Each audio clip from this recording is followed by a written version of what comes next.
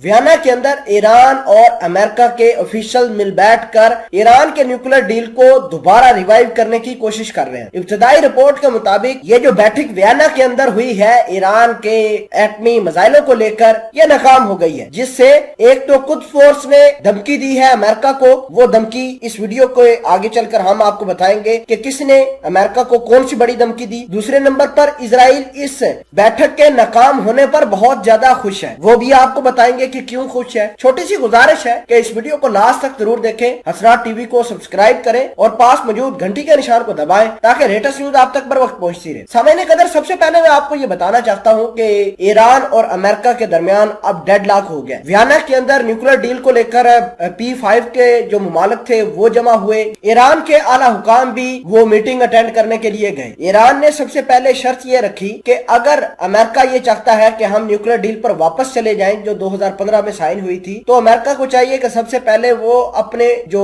Sanctions लगाए हुए हैं, जो पाबंदियां लगाई हुई हैं, उसको खत्म करे। लिहाजा अमेरिका ने कोई ऐसा स्टेप नहीं लिया जिसकी वजह से ये न्यूक्लियर डील दोबारा रिवाइव हो सके। दूसरे नंबर पर अमेरिका ने ईरान के ऊपर ये इल्जाम लगा दिया है कि ईरान के पास कुछ ऐसा है ही नहीं जिसकी वजह से हम दोबारा ईरान को फोर्स करें कि न्यूक्लियर पावर प्लांट्स को बंद करो या अपने न्यूक्लियर पावर प्लांट की जो डील हुई है उस पर दोबारा चले जाओ। तो इसका मतलब यह है कि अमेरिका के मुताबिक ईरान के पास किसी किस्म का कोई ना तो न्यूक्लियर पावर प्लांट है, ना ही उसके अंदर एटम बम बनने और ना ही यूरेनियम की एनरिचमेंट हो रही है। और आपको ये बता दें कि ये डील, ये बैठक जो वियना के अंदर हुई है बिल्कुल फ्लॉप गई है, किसी किस्म का कोई एग्रीमेंट नहीं हुआ। दूसरे नंबर पर इजराइल इस तमाम तर बैठक से बहुत ज्यादा खुश है। उसकी वजह इजराइल तो चाहता ही ये था कि ईरान और अमेरिका के दरमियान ये जो बैठक होने जा रही है न्यूक्लियर डील को लेकर, ये तबाह हो जाए, ये बर्बाद हो जाए, ये डील ही ना पूरी हो। तो उसका बहुत बड़ा फायदा इस फेलियर का जो है वो इजराइल को मिल गया है। अब इजराइल ने ईरान के ऊपर करना है हमला। इस हमले में अमेरिका उसकी मदद करेगा। अमेरिका ने जानबूझकर ये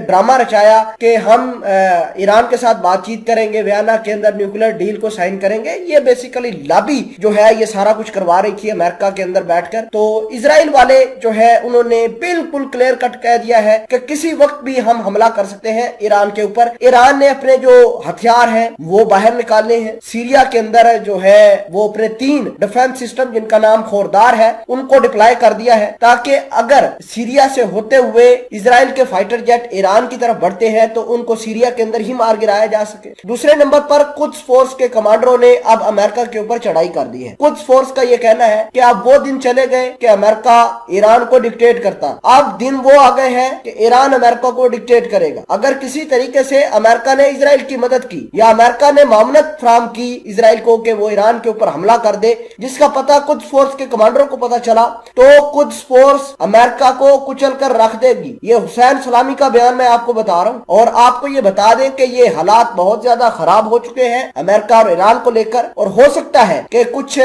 दिनों के अंदर कुछ बड़ा हो जाए मिडिल ईस्ट के अंदर। और अगर मिडिल ईस्ट के अंदर कुछ बड़ा होता है, सऊदी अरेबिया और मुत्तहदा अरब अमारात उसकी लपेट में जरूर आएंगे, क्योंकि सऊदी अरेबिया और मुत्तहदा अरब अमारात आजकल जो है इजराइल के शहर के ऊपर काम करते हैं। और ईरान इन दोनों अरब ममालिक को कभी नहीं छोड़ेगा अगर इजराइल ने ईरान के ऊपर हमला किया।